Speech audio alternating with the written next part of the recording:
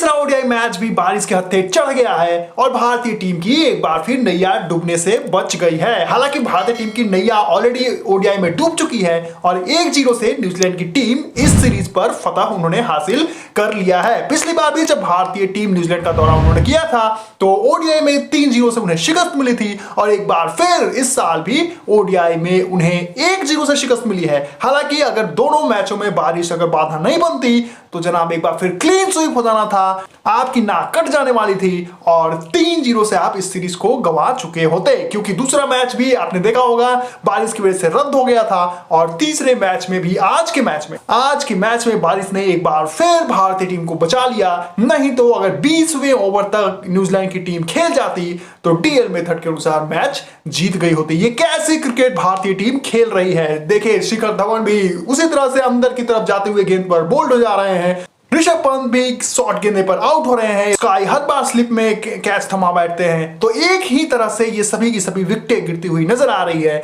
न जनाब शिखर धवन चलते हैं, न पंत चलते हैं, न स्काई चलते हैं, न हमारी ऑलराउंडर चलती है। सिर्फ और सिर्फ सुरेश अय्यर और वॉशिंगटन सुंदर पर यह सीरीज पूरा का पूरा चलता हुआ नजर आ रहा है। नहीं तो पूरी की पूरी जो बैटिंग लाइनअप है भारतीय टीम की, वो भारतीय टीम का बेड़ा गर्क करने में लगी हुई है। चाहे वो ऋषभ पंत हो, चाहे स्काई हो या फिर जनाब शिखर धवन हो, कोई भी बल्लेबाज कुछ खास परफॉर्मेंस देता हुआ नजर नहीं आ रहा है और जिसका खामियाजा भारतीय टीम को एक के बाद एक हार के साथ भुगतना पड़ रहा है। हर बार ऋषभ पंत को मौका दिया जा रहा है और एक ही तरह का शॉट खेलते हुए ऋषभ पंत आउट हो जाते हैं। आपने देखा होगा पिछले मैच में भी शॉट डिलीवरी करते हुए शॉर्ट डिलीवरी पर ऋषभ पंत आउट हो गए थे और आज के मैच में भी मिचेल ने उन्हें शॉर्ट गेंद पर आउट कर दिया। वो छक्का मारने की फिराक में डीप मिड विकेट पर कैच थमा बैठे। तो ये है देखें ऋषभ पंत और अभी उन्होंने इंटरव्यू दिया है हर्षा भोगले को और उसमें वो अपनी बल्लेबाजी का बखान करते हुए नजर आ रहे हैं। शर्म से डूब मरना चाहिए कि जिसकी ओडीआई में और टी20 में परफॉर्मेंस इतनी फिसड्डी हो, वो जनाब अपनी बैटिंग पर प्राउड फील कर रहा है और वो हर्षा भोगले को इंटरव्यू में ये बात कह रहे हैं ऋषभ पंत की उनकी बल्लेबाजी शानदार है, इसी वजह से उनकी टीम में जगह बनती हुई नजर आ रही है। देखिए बीसीसीआई दामाद बनाकर बैठी है ऋषभ पंत को और इसी वजह से हर बार उन्हें कंसिस्टेंट टीम में मौका दिया जा रहा है और इसी वजह से भारतीय टीम एक के बाद एक मैचेस हारती हुई नजर आ रही है। देखिए संजू सैमसन को एक मैच खिलाकर ओडीआई और टी20 से ड्रॉप कर दिया गया और आने वाले बांग्लादेश सीरीज से भी बहुत सारे चेंजेस किए गए हैं, जिसमें न संजू सैमसन का नाम है, न उमरान मलिक का नाम है, न शुभमन गिल का नाम है। तो ये है भारत की बल्लेबाजी यूनिट, उनकी कैप्टेंसी, इनकी सिलेक्शन यूनिट, जिसकी वजह से एक के बाद एक मैचों में भारतीय टीम को शिकस्त झेलनी पड़ रही है। यार कैसे एक ही तरह के शॉट खेलते हुए कैसे कोई प्लेयर आउट हो सकता है। आप देखिए ऋषभ पंत के खिलाफ स्ट्रेटेजी बनाती हुई नजर आती है ऑपोजिशन टीम और शॉर्ट गेंद के खिलाफ हर बार कड़ा इम्तिहान लिया जाता है ऋषभ पंत का और वो एक ही तरह का शॉट खेलते हुए आउट होते हैं। और आउट भी उन्हें किसने किया है तो डेरिल मिचेल ने किया है। शायद ही आपने कभी डेरिल मिचेल को गेंदबाजी करते हुए देखा होगा और आज के मैच में मिचेल ने 3-3 शिकार कर लिया। आप सोचे कितनी पैथेटिक क्रिकेट खेल रही है भारतीय टीम, कितनी पुअर बल्लेबाजी चल रही है भारतीय टीम की, जहां डेरिल मिचेल जैसा गेंदबाज 3-3 विकेट एक ही मैच में निकाल लेता है। वैसे ही शिखर धवन कट मारने की फिराक में बोल्ड हो जा रहे हैं। आप देखिए स्काई एक के बाद एक स्लिप में कैच थमाते हुए नजर आ रहे हैं। तो ऐसा लगता है कि पूरी की पूरी जो भारतीय बल्लेबाजी यूनिट है वो जनाब उन्होंने कसम खा रखी है कि वो एक ही तरह से आउट होंगे और उन्होंने पूरी तरह से ऑपोजिशन को हैंड ओवर कर दिया है पूरे के पूरे सीरीज को। आपने देखा होगा कि पहले दूसरे मैच में भी इसी तरह से आउट होते हुए नजर आ रहे थे ये सभी बल्लेबाज और एक बार फिर आज के मैच में भी लगा जैसे रिकैप हो रहा है।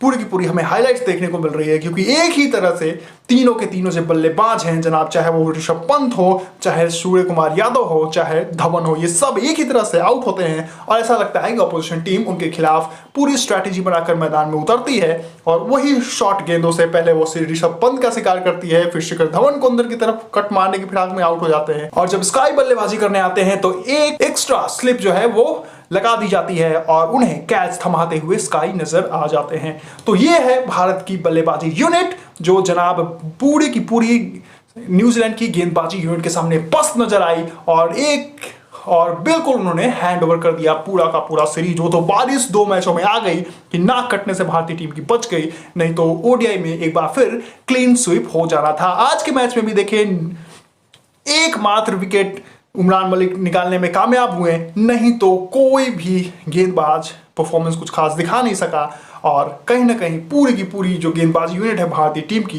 वो बेबस नजर आई फिन एलन और कॉनवे के सामने। धागे खोल के रख दिए जनाब पावर प्ले के ओवरों में फिन एलन और कॉनवे ने, और कहीं ना कहीं पूरी तरह बेबस नजर आई है भारत की गेंदबाजी यूनिट। देखिए सिलेक्शन में भी बहुत ज्यादा लैग नजर आ रहा है और कहीं ना कहीं अर्शदीप और उमरान के साथ एक कहीं ना कहीं एक एक्सपीरियंस गेंदबाज की जरूरत थी। मैं नहीं कह रहा कि आप भुवनेश्वर कुमार को टीम में शामिल कर रहे हैं, कम से कम एक फास्ट बॉलर के तौर पर सिराज को तो टीम में शामिल करना ही चाहिए था। सिराज की कमी हमें खलती हुई नजर आई, हम ऑलराउंडर यूनिट में स्ट्रॉन्ग नजर आ रहे थे, लेकिन कहीं ना कहीं गेंदबाजी यूनिट में एक एक्स्ट्रा एक्सपीरियंस गेंदबाज के तौर पर सिराज को टीम में जगह देनी चाहिए थी। आपने देखा होगा कि बांग्लादेश सीरीज के लिए तो सिराज को मौका मिला है, लेकिन मुझे समझ में नहीं आता कि क्यों सिराज को इस सीरीज से ड्रॉप कर दिया गया था। तो ये है भारत की सिलेक्शन यूनिट जो एक के बाद एक पूरी तरह से गलतियां करती हुई नजर आ रही है और जिसका खामियाजा उन्हें हार के साथ भुगतना पड़ रहा है। देखिए T20 मैच में भी हमने 1-0 से जीत लिया, लेकिन देखिए तीसरे T20 मैच में बारिश की वजह से भारतीय टीम बच गई थी, नहीं तो वहां भी जो T20 का सीरीज है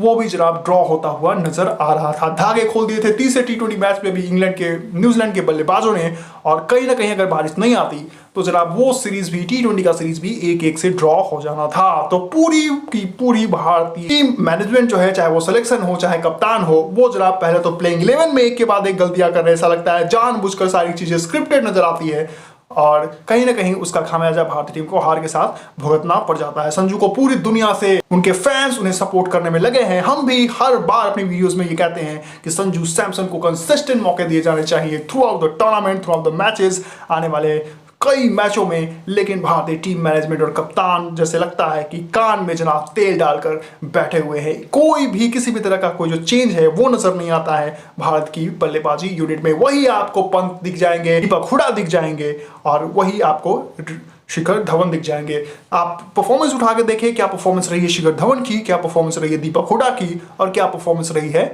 ऋषभ पंत की। मुझे समझ में नहीं आता कि भारतीय टीम मैनेजमेंट दीपक हुडा को किस तरह से इस्तेमाल करना चाहती है। क्या उन्हें वो T20 का बल्लेबाज बनाना चाहते हैं या फिर उन्हें सभी फॉर्मेट में खिलाना चाहते हैं, क्योंकि कहीं ना कहीं गेंदबाजी भी वो 10 ओवर करते हुए नजर नहीं आते हैं। इसके अलावा बल्लेबाजी भी कुछ खास उनकी रहती नहीं है, न T20 में और ना ही ODI में। आपने देखा होगा T20 मैच में भी दीपक हुडा को गेंदबाजी उनसे पूरा का पूरा ओवर नहीं कराया जाता और ना ही वो बल्लेबाजी में कुछ खास कर पाते हैं। तो ना ही आपसे बल्लेबाजी हो रही है, नहीं आपसे गेंदबाजी हो रही है, तो फिर आप प्लेइंग 11 में क्या कर रहे हैं। आपकी जगह स्क्वाड में बिल्कुल नहीं बननी चाहिए और उनके जगह पे और भी जो ऑलराउंडर हैं उनको टीम में मौका दिया जाना चाहिए। न संजू सैमसन को टीम में जगह मिला, तो ये सभी लैग जो है वो कहीं ना कहीं देखने को मिल रहा है भारतीय टीम में। और आज के मैच में भारतीय टीम की नैया एक बार फिर सरीर सैयद ने बचा ली और इसके अलावा वॉशिंगटन सुंदर ने भी बेहतरीन बल्लेबाजी और गेंदबाजी कर डाली। देखिए वॉशिंगटन सुंदर के साथ भी काफी ज्यादा नाइंसाफी हो रही है, उन्हें भी टीम से बाहर का रास्ता दिखा दिया जाता है, उन्हें भी टीम में मौका नहीं दिया जाता।